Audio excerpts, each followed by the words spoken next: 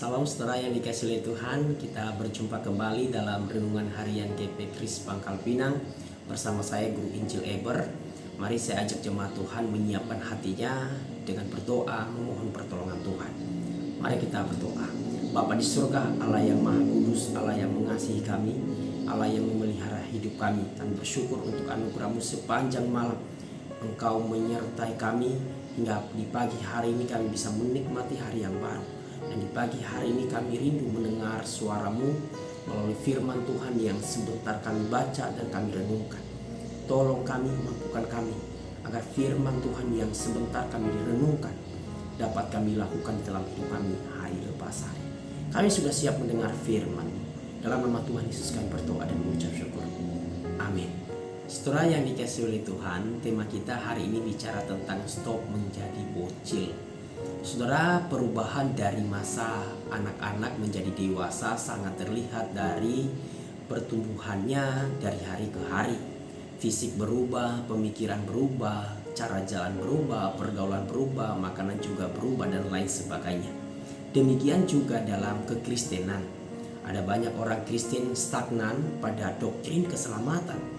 Mereka merasa yang penting kita sudah percaya Yesus, ya pasti kita selamat, diselamatkan dan masuk surga. Tetapi berbeda dengan Alkitab. Alkitab mengharapkan kita bukan hanya stagnan pada percaya Yesus. Kita perlu bertumbuh menjadi dewasa dalam segala hal. Tidak hanya berpuas diri menjadi jemaat biasa, tetapi tidak mengejar kedewasaan rohani, kedewasaan dalam emosi.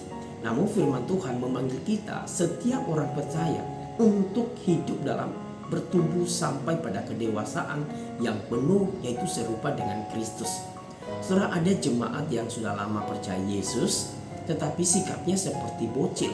Maksudnya adalah setiap kali ada masalah, ada tantangan, selalu ngambek atau cepat tersinggung.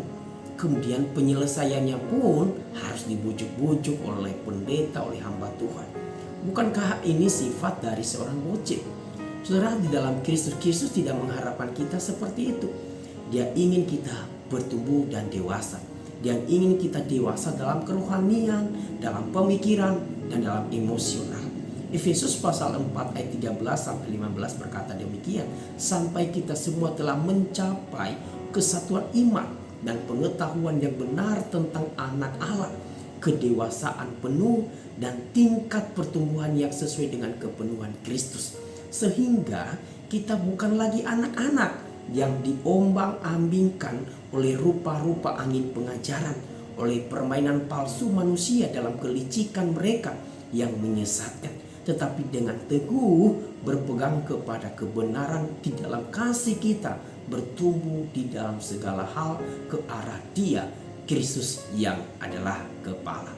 Saudara yang dikasihi oleh Tuhan, itu yang Tuhan harapkan kita terus bertumbuh. Saudara yang dikasihi oleh Tuhan, bagaimana orang yang dewasa di dalam Kristus itu seperti apa?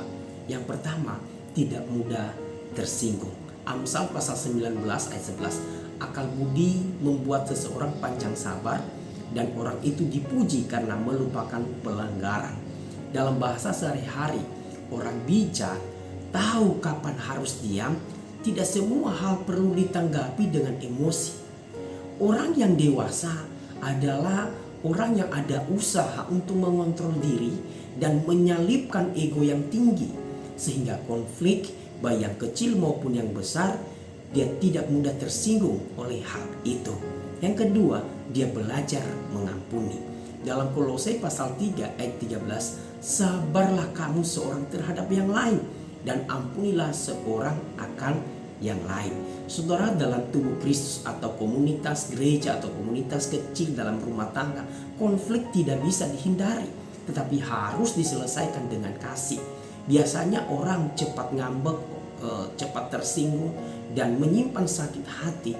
Bisa jadi ia tidak hidup di dalam kasih, di dalam Injil Kristus. Yang ketiga, punya kerendahan hati.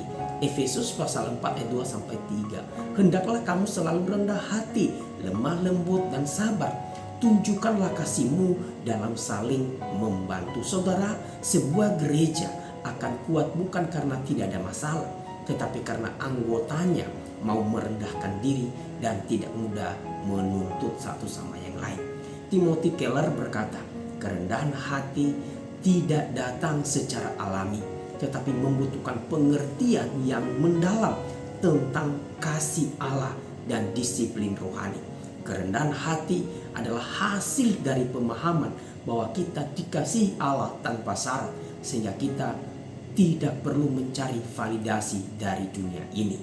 Oswald Chambers juga berkata, tanpa kerendahan hati tidak ada kebajikan rohani lain yang dapat bertumbuh, seperti kasih, kesabaran, atau pengampunan. Saudara, jadilah jemaat yang dewasa, bukan lagi seperti bocil, seperti anak-anak.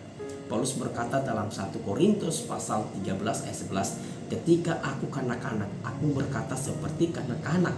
Aku merasa seperti kanak-kanak, aku berpikir seperti kanak-kanak. Sekarang sesudah aku menjadi dewasa, aku meninggalkan sifat kanak-kanak itu.